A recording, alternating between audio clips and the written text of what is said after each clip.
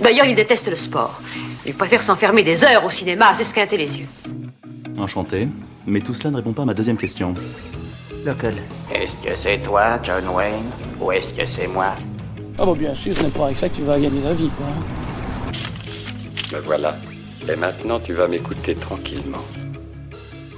Et si on faisait un top ultime du cinéma? C'est le projet dans lequel je me lance avec un épisode toutes les 2 semaines où je te propose 5 films que je classe. Tout ça dans l'objectif d'avoir LE top ultime du cinéma. Et cette semaine, nous avons le droit à un alcoolique, un réalisateur alcoolique, des hommes vivant des sévices forcément sous alcool, de la gnôle de contrebande et un film où il nous faut beaucoup d'alcool pour le supporter. Allez, tous! Je ne veux pas d'un traître dans mon écurie. Le traître, ça fait vendre pourtant. Dommage. Mais sur cette photo, vous êtes le seul Français.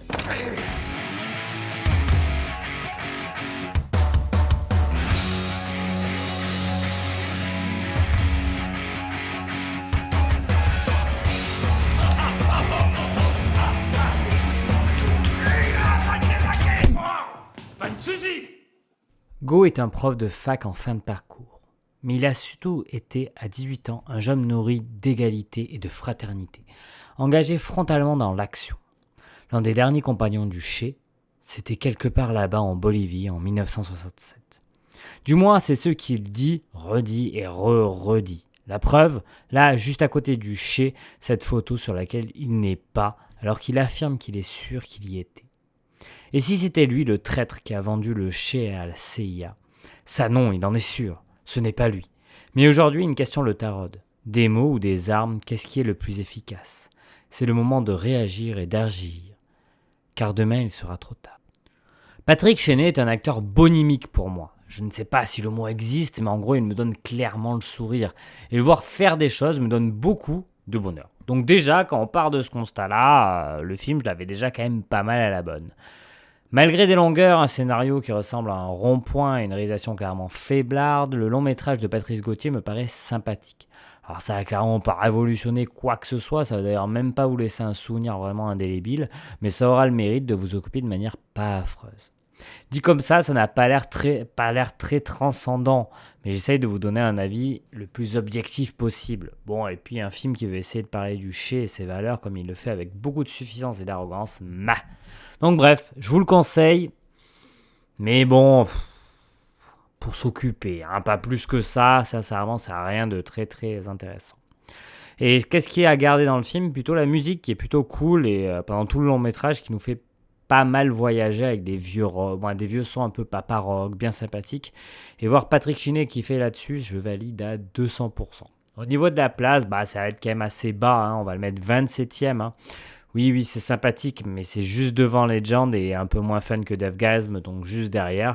Donc, si vous avez du temps à perdre et que vous aimez Patrick Chenet, allez-y, sinon vous pouvez vous abstenir, je pense.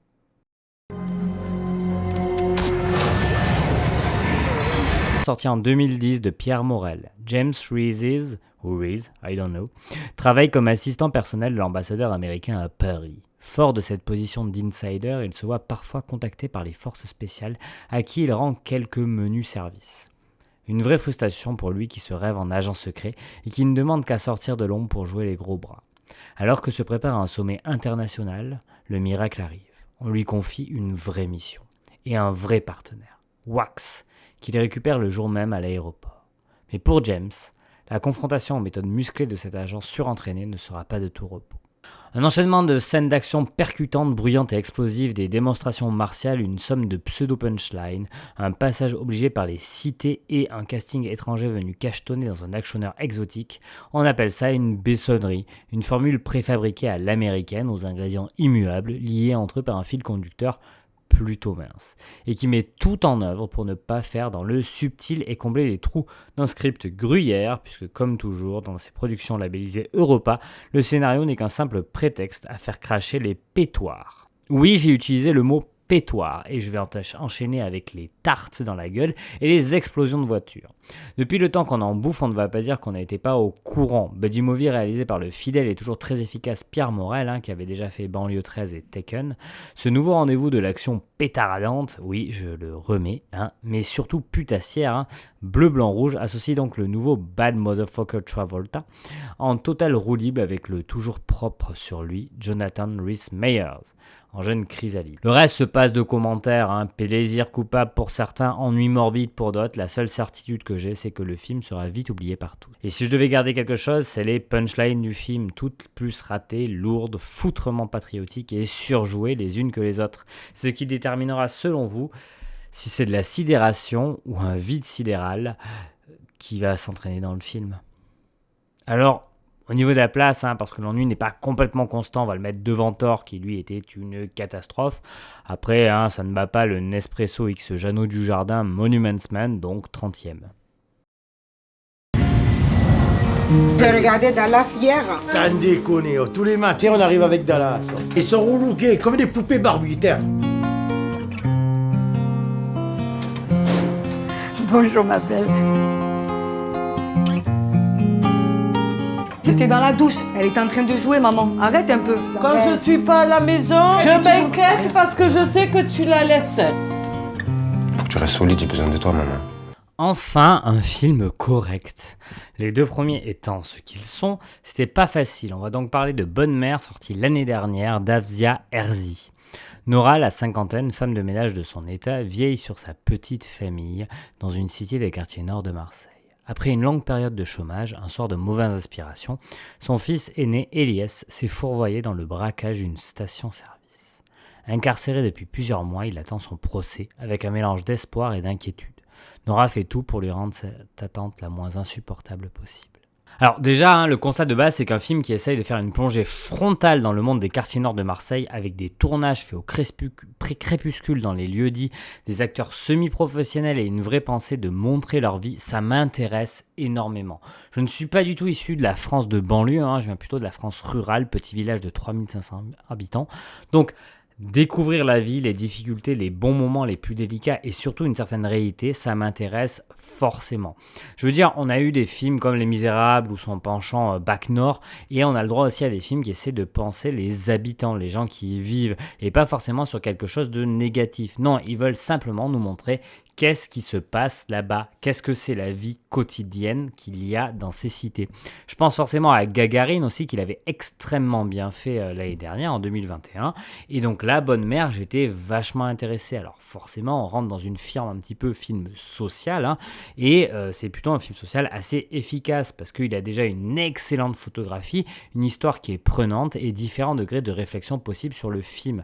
Je vous dis sans aucun doute que c'est à tenter. Alors oui, le film s'éparpille un peu dans le plein d'histoires, plein de petites histoires. Il veut, je pense, aussi essayer de raconter un quotidien divers et varié et montrer les différentes ramifications possibles dans ces milieux-là, comment ça se passe, qu'est-ce qu'il y a à faire. Alors certaines sont forcément moins intéressantes que d'autres, il peut y avoir donc quelques lenteurs, mais largement supportables pour un film d'1h36. Mention spéciale aux acteurs et surtout à Halima Ben Hamed, jouant la mère, qui est juste incroyable dans son rôle de femme au bout du rouleau, s'étant sacrifiée pour tout le monde en oubliant le plus important, elle. Et donc oui, comme je vous dis, le scénario est peut-être pas ce qui est le plus intéressant ou en tout cas le plus fourni. Par contre, il nous donne aussi le droit à de véritables grandes scènes. Et je vais penser par exemple à la scène que j'ai envie de garder parmi toutes les scènes, c'est la scène d'explication de sévices sexuels effectuée par l'une des filles du personnage de la mère. Autant loufoque qu'effrayant, et qui donne aussi toute la mesure de ces gens oubliés du système sans autre perspective que faire en fait des choses complètement déviantes. Déviantes dans le sens où c'est quand même un peu chelou.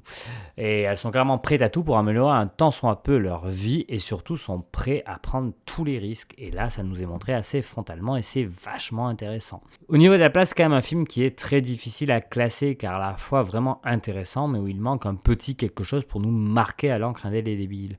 Du coup, je vais le mettre 20e, juste derrière First Love, qui est pour moi plus réjouissant et inventif, et juste devant le 1941 de Spielberg, qui était pour moi un petit peu raté. Je t'ai fondé comme... Qu'est-ce que vous faites, les gars? Mouchard, va chez toi. Laurent, donne ça. Quand on est flic. Et moi, les flics, tiens.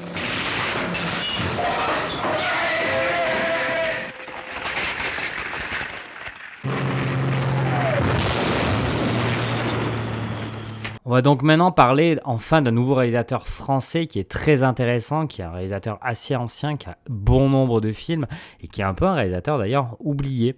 Et ce réalisateur, c'est Costa Gavras et on va parler d'Un homme de trop, sorti en 1967.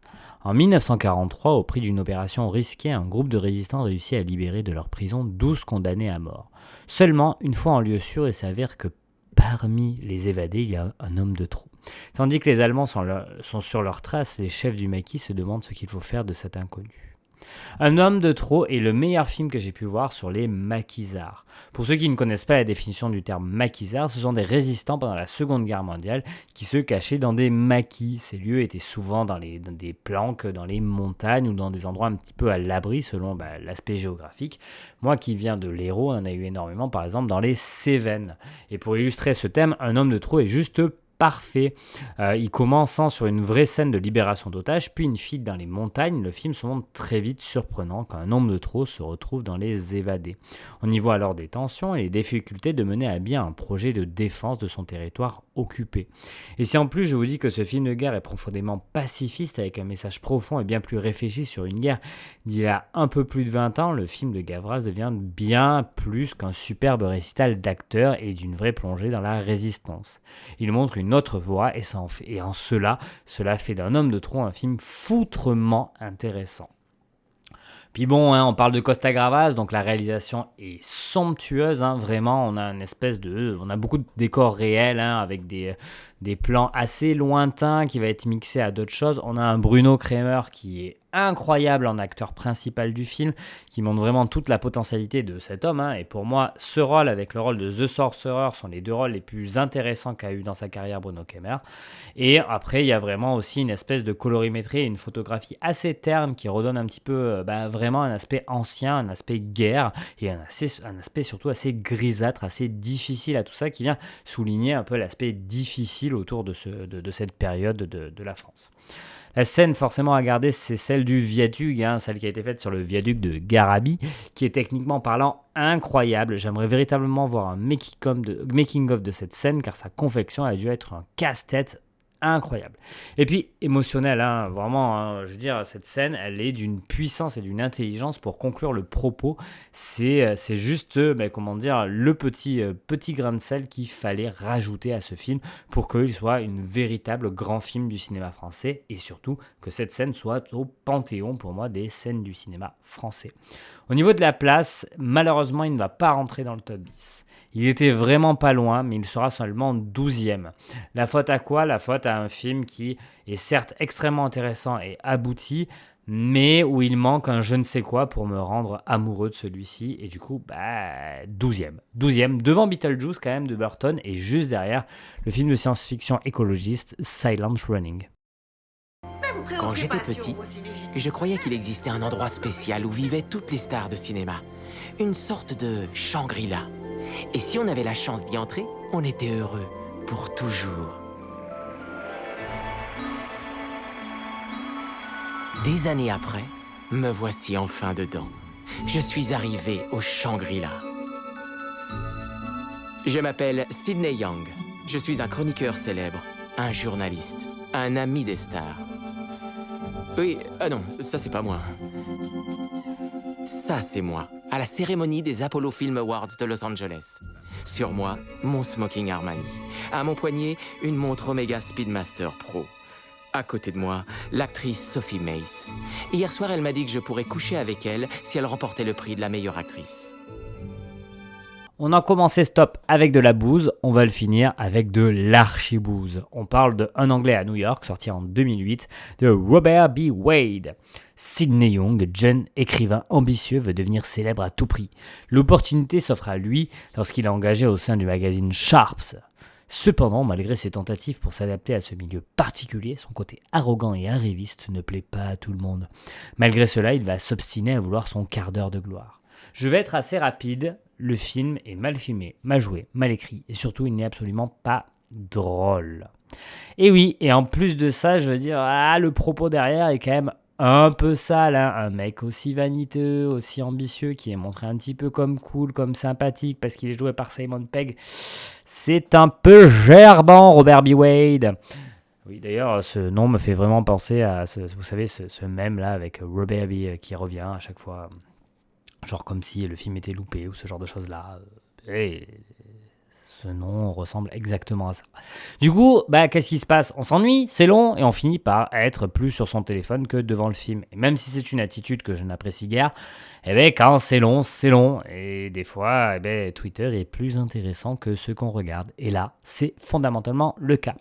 Mon avis n'est pas très constructif, mais je me suis rarement autant ennuyé devant un film. Absolument rien ne marche, et pourtant je voulais vraiment l'aimer. Mais là, ce n'était vraiment pas possible pour moi. Qu'est-ce qu'on peut garder ? Simon Pegg. Parce que Simon Pegg, parce que j'aime d'amour Simon Pegg, parce que tout ce qu'a fait Simon Pegg, c'était bien, sauf ça. Donc, c'est catastrophique, mais au moins il y a Simon Pegg. Voilà, je ne sais pas quoi dire d'autre. Alors, au niveau de la place du Cousin, c'est pas très compliqué, c'est 38e. Ouais, alors oui, c'est mieux que The Open House.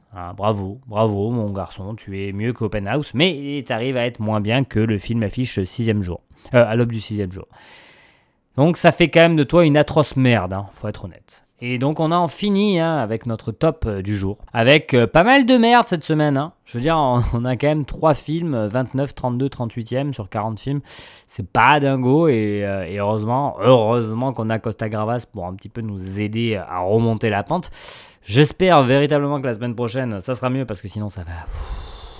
je vais tomber en dépression, moi, à force de regarder ces daubes. Et moi, je vais te dire, mate des films, et fais attention à l'homme de trop.